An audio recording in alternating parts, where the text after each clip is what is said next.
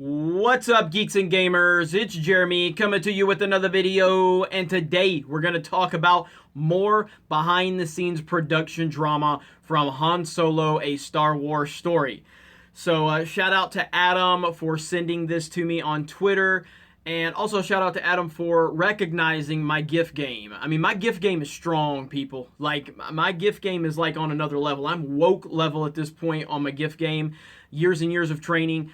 I'm good. So, but anyway, let's jump into this story. This is from Star Wars Newsnet, awesome Star Wars website.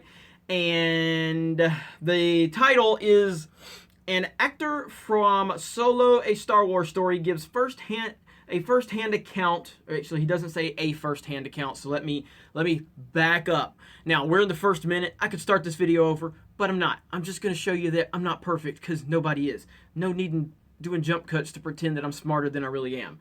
So, let's start over. An actor from Solo, a Star Wars Story gives first-hand account of last year's production drama.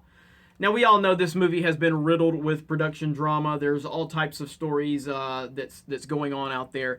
And so we're going to dive a little bit deeper into this because it's more proof that Kathleen Kennedy has no idea what she's doing as the president of Lucasfilm.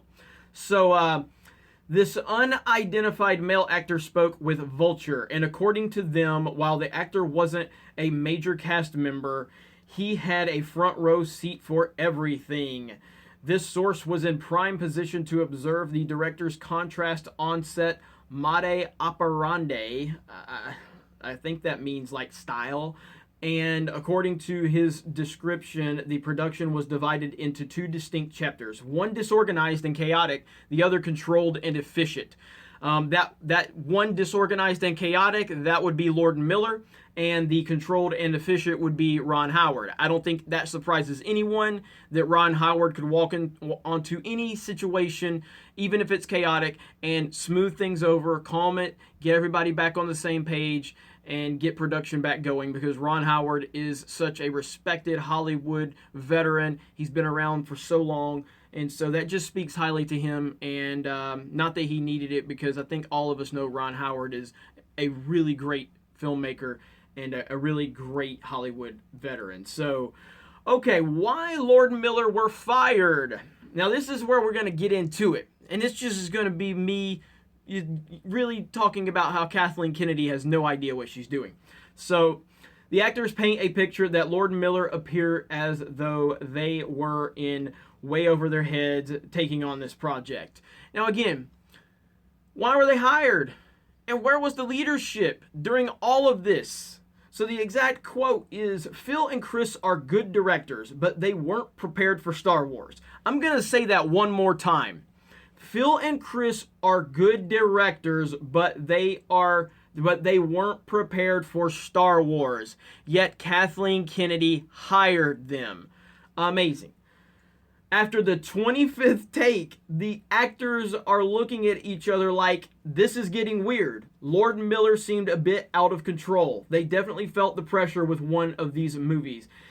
There are so many people on top of you all the time. The first assistant director was really experienced and had to step in and help them direct a lot of scenes.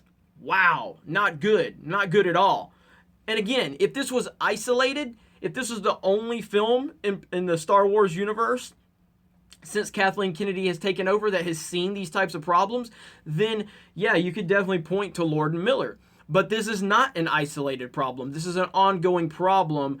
This is a problem that's been going on almost every production involved with Star Wars since Kathleen Kennedy took over.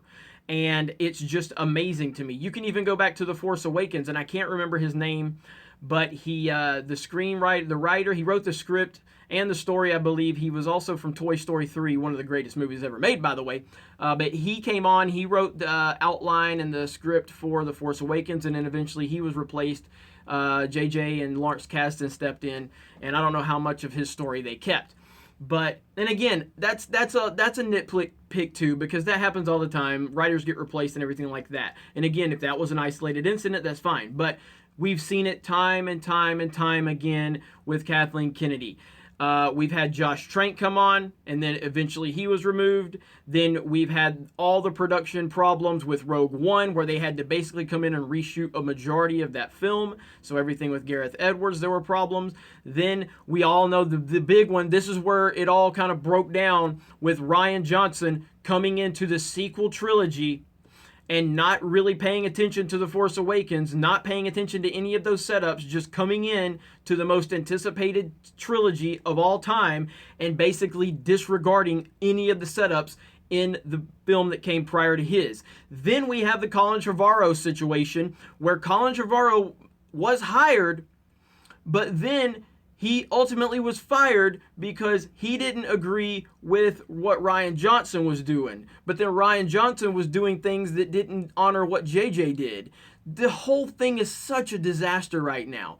But with Han Solo specifically, how did this get 70, 80% into production and almost done? How did this happen? When you have reports, and this is not an isolated report, so many things have come out about the production of this film. This is not a film people were asking for. So why wasn't there more attention to detail to go, okay, nobody wanted this film, but we wanted it. So we need to pay close attention to the creative process in the beginning stages because one, nobody wanted it. Two, we brought on directors that only did a couple of comedies. That one, they did 21 Jump Street, which was really good. And then they did the Lego Movie, which was really successful. But that's not telling you that they can really handle a Star Wars movie, especially a Star Wars movie that literally nobody asked for. Nobody was sitting around going, I really need that Han Solo sequel. Really can't wait for that that Han Solo prequel. Really need that Han Solo prequel. Nobody was asking for that. So if you wanted to push that into production, that's your right as the company. Pay a little more attention to the production and see what's going on instead of letting it get 70 or 80% through. And then you walk in and you're like, hey, wait a minute, this is all terrible. This is all awful. Maybe you should have been doing your job. So more evidence that Kathleen Kennedy does not know what she's doing. She's more concerned with her social agenda than telling a good Star Wars story, and that is the problem. We don't need social BS in our Star Wars. We don't need you worrying about Force for female. We don't need you to worry about casting Star Wars to reflect society. Cast Star Wars, make Star Wars to reflect Star Wars. It's not that difficult. Not at all. So again, I will continue calling her out. I will continue putting the pressure on because like I said, there is a pattern of behavior here and there is a pattern of production problems on every single Star Wars film that we've seen up to this point. And The Last Jedi is where it really all broke down. But Han Solo, this is one of the first movies in a long time outside of maybe the Transformers that I'm actually wanting to fail. Like I want this movie to fail because of all of the problems and everything surrounding Kathleen Kennedy. This right here, this could be the moment that really puts the pressure on her and she needs to go. It's that simple. You guys have a great day. We'll talk to you later.